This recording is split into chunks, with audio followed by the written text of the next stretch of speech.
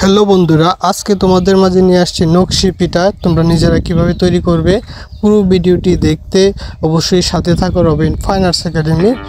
তো প্রথমত রুটি মানে চাউলের গুঁড়ো দিয়ে সেই রুটির মতো অনেকটা দেখতে, সেটাকে বেলুন দিয়ে রুটির মতো কাই করে বানিয়ে নিতে হবে। তো সেটাকে বানানো হচ্ছে। তা আসলে আমি গ্রামের বাড়িতে আসছি, গ্রামের বাড়িতে এসে দেখলাম, তো ভাবলাম ভিডিওটা শেয়ার করি সবার মাঝে এবং দেখাই কিভাবে করে। এবং কলা পাতা নেব, কলা পাতা নেওয়ার পরে করতে হবে কলা পাতার উপরে একটু তেল মেখে এটার উপরে আমরা যে রুটিটা বানানো হলো চাউলের গুঁড়ো দিয়ে সেটাকে রেখে আবার সেই রুটিটার উপরেও মানে অনেকটা মোটা করে বানানো হয়েছে, এটার উপরেও তেল দিয়ে নিলাম।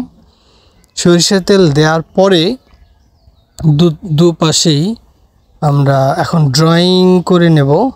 ড্রয়িং করার পরে আমরা আগে কিভাবে অনেক রকমের ড্রয়িং করা যায়। তো প্রথমত এটা শর্ট টেকনিকে দেখানো হচ্ছে। একটা গ্লাস নিয়ে একটা রাউন্ড শেপ লাইন দেওয়া হলো, তারপরে একটা মুখা নেওয়া হলো ছোট, তার থেকে ছোট, এটা মাঝখানে আরেকটা লাইন। তারপরে আমরা খেজুরের কাঁটা নিয়ে নিলাম। খেজুরের কাঁটা নিয়ে আস্তে আস্তে একই শেপে একই গতিতে এভাবে আমরা কাই থেকে চাপ দিয়ে দিয়ে আমরা ফুলের শেপ তৈরি করছি। আসলে বাংলাদেশের ঈদ আসলে, বিশেষ করে ঈদ উল ফিতরের সময়টাতে, তার আগে রোজার শেষে সবাই, বিশেষ করে আমাদের নরসিংদীর আমাদের যে গ্রাম, যেখানে এইখানে সবার ঘরে ঘরে সবাই এক একজন শিল্পী, তো ছোট বড় সবাই বসে পড়ে এরকম হাজারো নকশি পিঠা বানানোর জন্য চালের।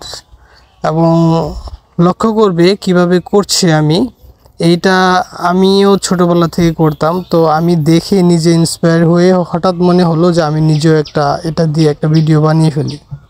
তাই আমি আমার মতো করে একটা করছি। আসলে অনেক রকমের ডিজাইনে করা যায়। তো আমি চেষ্টা করব পরবর্তীতে, এবং মেয়েরা এক একজনে কীভাবে এক একভাবে ডিজাইন করে সেটা দেখানোর। তো তার আগে এইটা আমি আমার মতো করে করছি একদম সহজ করে দেখানোর জন্য। তো আমি এখন গ্রামে আছি, আপনারা নিশ্চয়ই শুনতে পারছেন ব্যাকগ্রাউন্ডে পাখির অনেক শব্দ আছে, কলকাকলি আছে। তো মাঝখানে আমি এইখানে আবার অল্প আরেকটু কাই নিয়ে এক্সট্রা যোগ করে দিলাম। তারপরে দেখো টিনের মতো দেখতে বিষয়টা, আগে থেকে কাটিং করে নেওয়া হয়েছে এরকম শেপে বাঁকিয়ে। তারপরে আমরা আস্তে আস্তে সাইড দিয়ে কাইটুকু কেটে দেব। তো খুবই ইন্টারেস্টিং, আপনারা নিজেরাই তোমরা নিজেরা দেখতেছো, আশা করছি তোমরা নিজেরা বুঝবে। তো ঈদের মৌসুমে সবার ঘরে ঘরে এখানে এরকম নকশি পিঠা, বিভিন্ন রকমের ডিজাইনের নকশি পিঠা হাতে বানানো হয়। এবং এই মোটামুটি আমার এটা কাটা শেষ। এবং চাইলে কলার পাতার উপরে ছাড়াও অন্য কিছু উপরেও করা যায়। তো এটা আমি একদম আগেকার নিয়ম থেকে করছি। তো এই হচ্ছে পিঠা প্রায় শেষ হয়ে গেছে, এবং এইটাকে এখন পোড়াবো, মানে যেটাকে বলা হয় যে তেলে ভাজবো। এই যে এরকম অসংখ্য ডিজাইনের এখানে কতগুলো পিঠা আছে। আমি তেলের মধ্যে আমরা এটা ভিজিয়ে দিলাম।